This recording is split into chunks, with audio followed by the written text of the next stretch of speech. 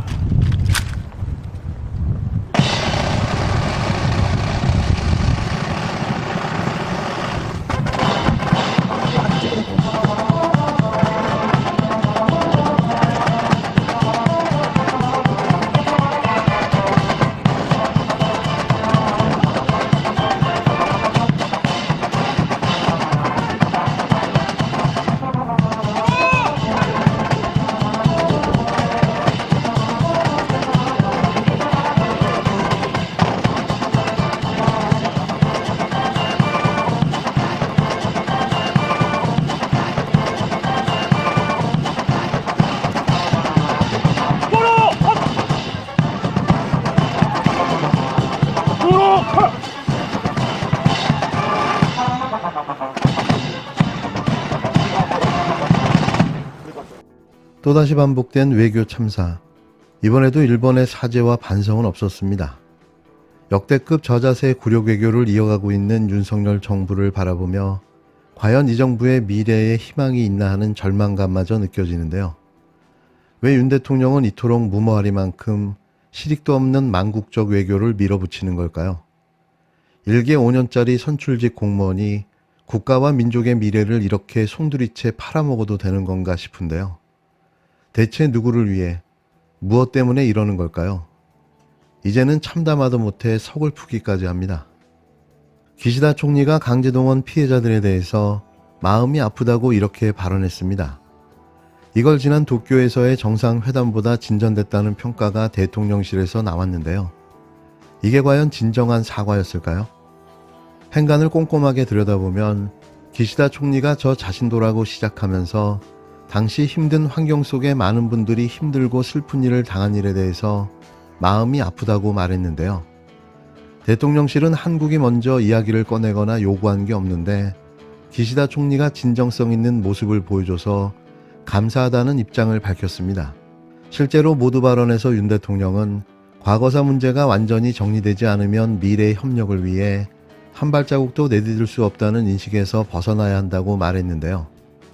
대통령실은 기시다 총리의 성의를 부각시키는 분위기지만 스스로 개인적 차원이라고 말했고 예상된 수준을 넘지 않았다는 게 전문가들의 의견입니다. 그나마 과거 내각 입장을 계승한다는 3월 16일의 발언에 마음이 아프다는 표현이 추가돼 더 이상 사죄를 하면 안 된다는 일본 내 강경파의 입장과 한일 관계를 위해 노력해야 한다는 기시다 총리의 입장이 절충을 받다는 평가가 나오는데요. 그냥 또 보여주기 쇼일 뿐인 거죠. 정작 제일 중요한 게 빠졌는데요.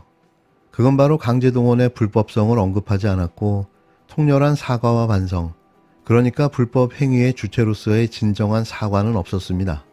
1990년에 아키히토 전 일왕이 노태우 전 대통령에게 통석의 넘이라는 표현을 한 적이 있는데요.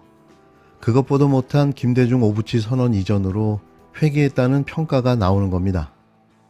여기에 후쿠시마 오염수와 관련해서도 한국 전문가들을 현장에 시찰단으로 파견하기로 했는데요. 이게 과연 무슨 의미가 있나 싶은 거죠. 기시다 총리가 기자회견에서 한국 국민의 건강에 악영향을 미칠 수 있는 방류는 절대 있어서는 안 된다고 생각한다고 말했는데요. 일본 정상의 입으로 한국 국민의 우려에 대해 명확히 밝힌 건 의미가 있지만 이어진 질의응답에서 기시다 총리는 6월에 IAEA 보고서가 나오면 과학적 근거에 따라 일본 국내 절차를 진행한다고 언급했습니다. 그의 이런 발언은 방류를 안 하겠다고 말하는 게 아닌 건데요. 쉽게 말해 방류를 목적으로 명분 쌓기를 하고 있는 겁니다. 또 후쿠시마 수산물 수입 재개에 대해서는 의제에 오르지 않았는데요. 먹는 문제라서 한일 정부 모두 조심스럽지만 일본 정계 입장에서는 계속 수입 재개를 추진하고 있습니다. 오염수 방류 문제가 일단락되고 나면 일본 측이 더 적극적으로 거론할 가능성이 높은데요. 이것도 수순을 밟고 있는 걸로 보여집니다. 이어 지난 한미 정상회담에서 한국과 미국 간의 핵협의 그룹을 신설하기로 했는데요. 여기에 일본 참여 부분이 언급된 겁니다. 정부의 공식적인 입장은 한미 협력이 우선이지만 그 이후 한미일 협력까지 고려해야 한다는 건데요. 이 부분에 대해서는 한일 두 정상이 가능성을 열어놓은 겁니다. 윤 대통령은 궤도에 오르면 언제든지 협력할 수 있는 문제라고 했는데 당장 이달 하순에 선진국 모임인 G7 정상회의가 일본 히로시마에서 열리고 그 계기로 한미일 회담이 지금 추진되고 있는 건데요.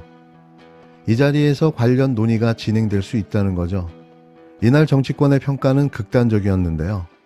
국힘당은 미래지향적이고 발전적인 한일 관계의 새 장을 열었다고 평가했고, 민주당은 대통령이 우리 역사를 무시하고 굴욕 외교를 계속하겠다는 게 충실하게 반영된 회담이었다고 혹평했습니다. 일제강점기 나라를 팔아먹은 이완용도 이랬을까요? 77년 만에 대한민국 대통령으로 부활한 이완용. 그가 바로 윤석열일 듯 싶은데요. 반드시 이 모든 죗값을 고스란히 돌려받게 될 것입니다. 민족의 이름으로 말이죠. 최근 한미 정상회담은 한일 정상회담에 이어 또다시 저자세 및 빈손 외교였다. 국빈 방문이라는 화려한 수사와 대비되는 감춰진 국익 손실이 있었다. IRA와 반도체 법안 등 당장의 급한 현안은 미국과의 협상의 흔적조차 보이지 않는다. 1천억 달러와 59억 달러는 압도적으로 불균형적인 것도 문제지만 우리가 얻어냈다고 하는 투자는 찾아낸 것이 아니라 얻어낸 것이 아니라 찾아오는 투자뿐이었다. 처음부터 설계가 잘못된 정상회담이었다.